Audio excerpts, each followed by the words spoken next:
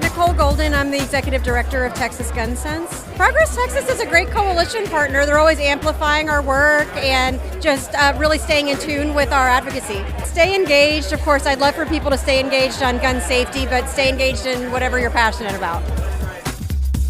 It's Friday, February 20th, 2026, and this is the Progress Texas Daily Dispatch, rapid response on the breaking news stories Texas progressives need to know. I'm Chris Mosier. So Newsweek has never been one of my favorite sources, but they've done some solid work on this first story today. Reporters Dan Gooding and Bilal Rahman say a San Antonio man, a U.S. citizen, was shot and killed by an ICE agent during a traffic altercation last March.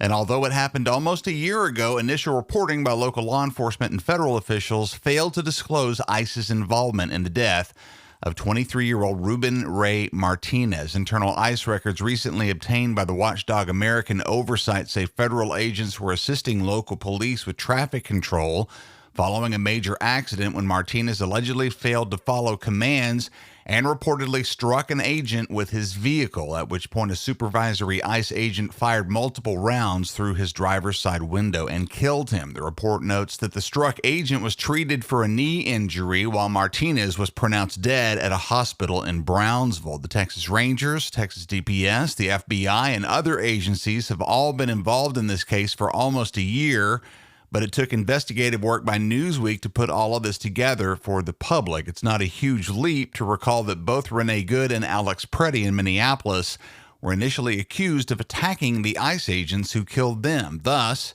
it's also not difficult to doubt law enforcement's account of the facts in the case of Ruben Ray Martinez of San Antonio, yet another U.S. citizen dead by ICE gunfire amidst continued systemic interdepartmental law enforcement obfuscation. Also relating to egregious federal overreach regarding immigration, Christina Maselli at The Travel writes that the Trump administration is moving forward with the construction of a so-called smart wall through Big Bend National Park and Big Bend Ranch State Park. The plans span most of the 118 miles of border those ranges encompass.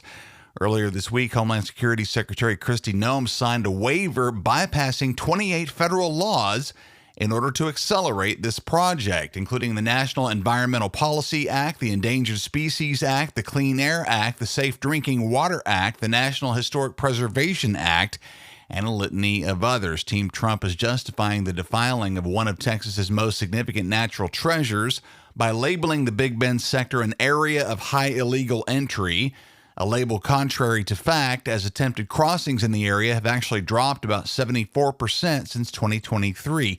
This all stems from the $46.5 billion One Big Bullshit bill passed last summer, and it will add steel bollards, detection technology, and high-intensity lighting to the pristine beauty of Big Bend. 118 miles of it. Advocates, including the National Parks Conservation Association, warn this wall project will devastate wildlife migration, increase flooding risks, and threaten a local tourism economy that generated $60 million in 2024 in a part of Texas with few other economic drivers. Park officials have recently claimed they have no knowledge of any of this, which is curious, as contracts are expected to be awarded shortly and construction is slated to begin by the end of this year.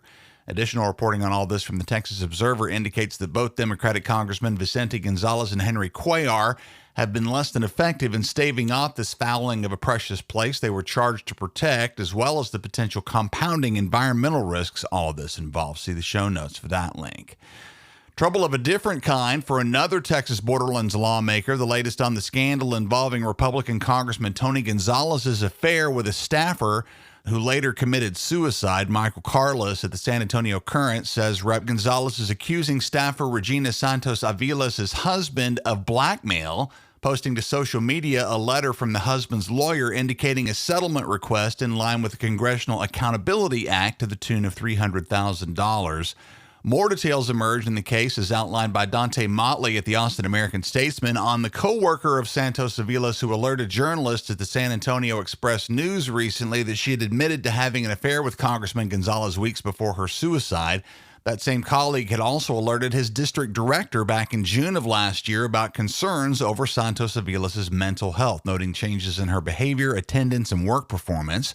Considering all of that, he expresses frustration that he had not been contacted by Uvalde investigators regarding her death. Texas's public institutions of higher learning continue down the slippery MAGA slope as the University of Texas announces new limits on what it vaguely calls unnecessary controversial subjects.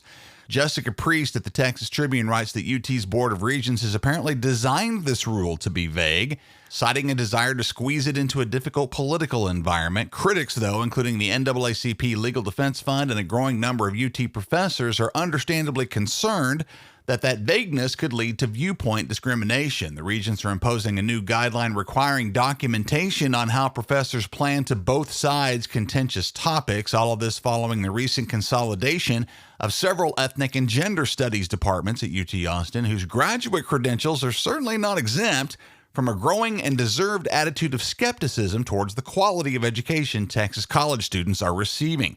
Expensive out-of-state tuition never looked like a better bargain.